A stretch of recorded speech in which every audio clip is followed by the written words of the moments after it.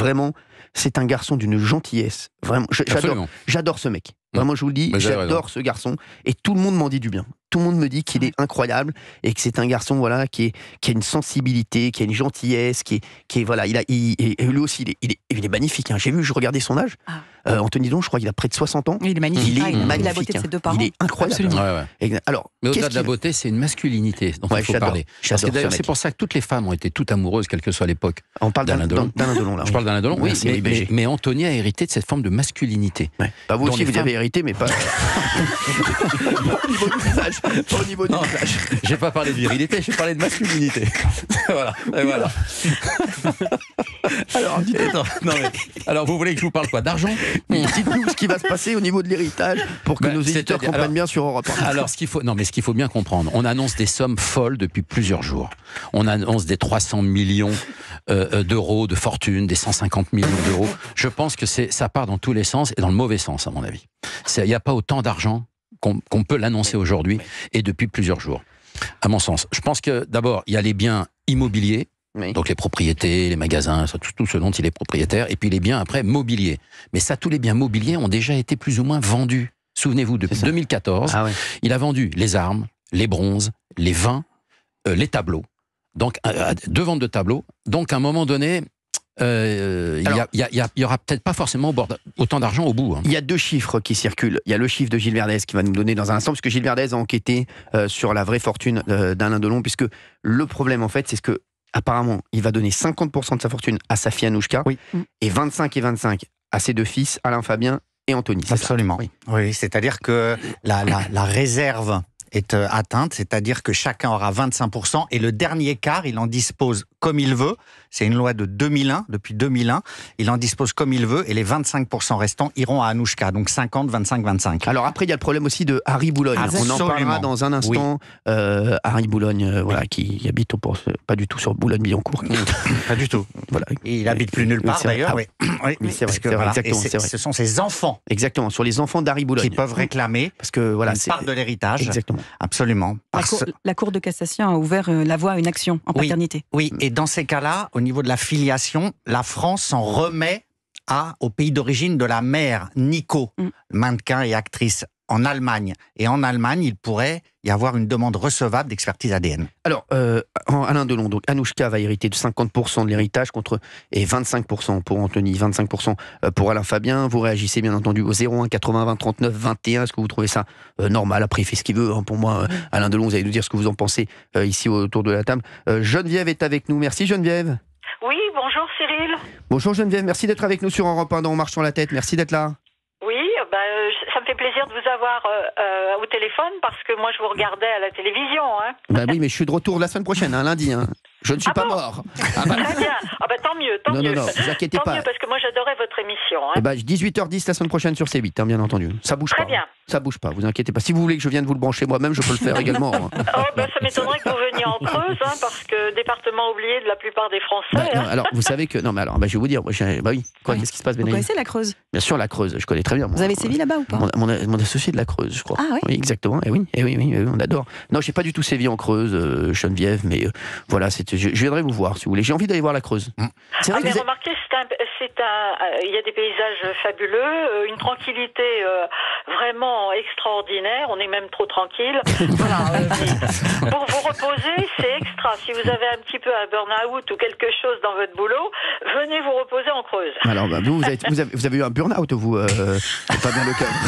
Non, mais c'est vrai, donc vous pourrez aller en Creuse. Geneviève, dites-nous ce que vous pensez de l'affaire Alain Delon, s'il vous plaît. Pardon? Qu'est-ce que vous pensez de l'affaire Alain Delon, s'il vous plaît?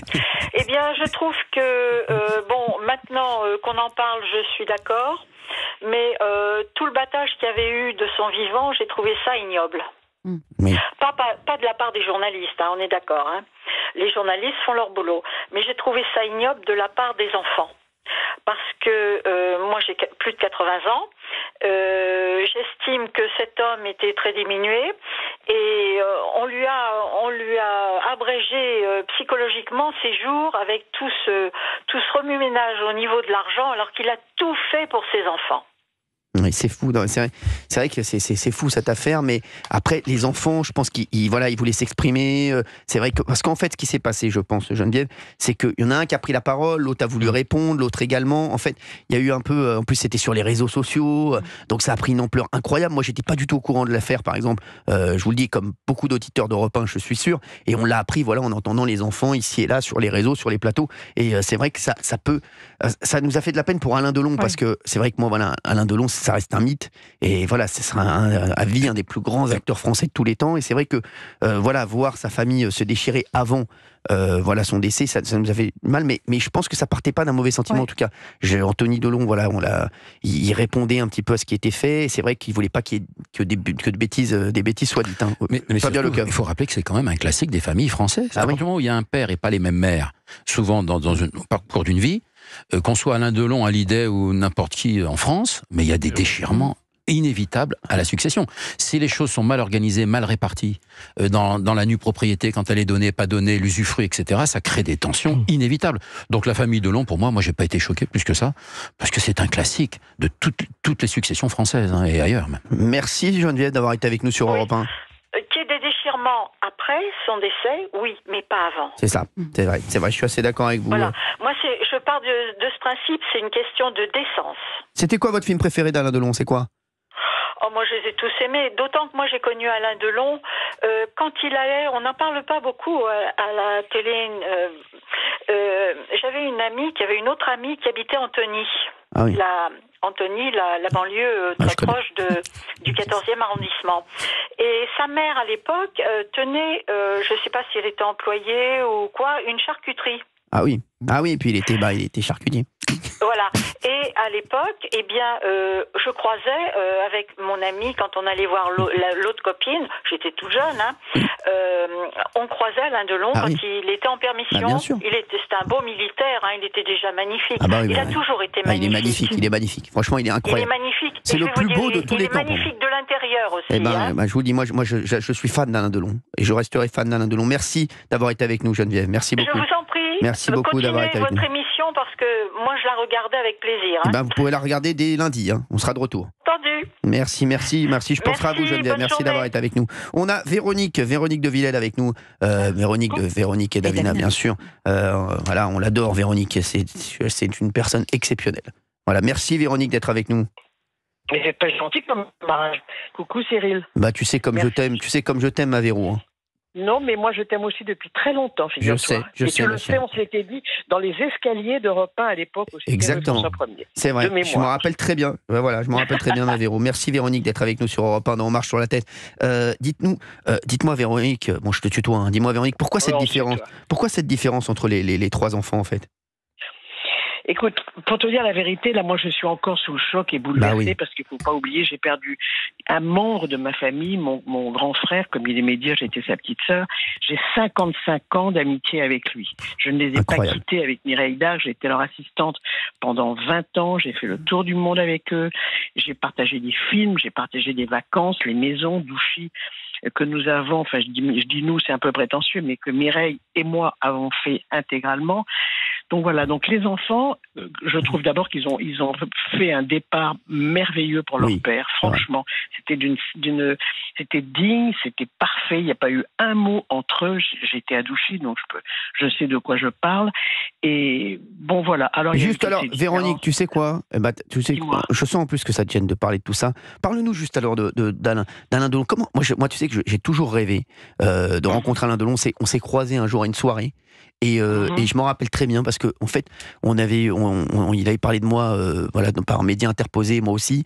Et c'est vrai qu'on s'était un peu, écharpé parce qu'il avait dit du mal de moi. Je l'avais été le voir, je lui ai dit, en fait, je vous adore et tout. Et il m'avait dit, moi aussi, tu sais que je t'aime bien en vrai. Et on s'était vu 5 minutes comme ça. Et c'est vrai que c'était le seul souvenir que j'ai avec lui. Et c'est vrai que moi, j'étais fan d'Alain Delon. Et j'ai jamais je l'ai jamais vraiment rencontré.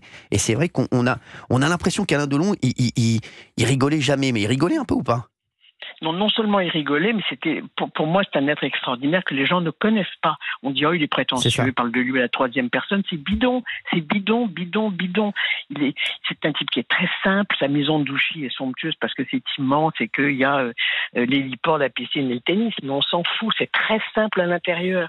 il vit simplement. Moi, le week-end à Douchy, j'en ai passé pendant des années et des années, pratiquement tous mes week-ends. Il est en pantoufles, Alain Delon en pantoufles chez lui. Non, mais sincèrement. Bon, et alors, évidemment... Après, Alain Delon en pantoufles, il reste beau gosse. Hein.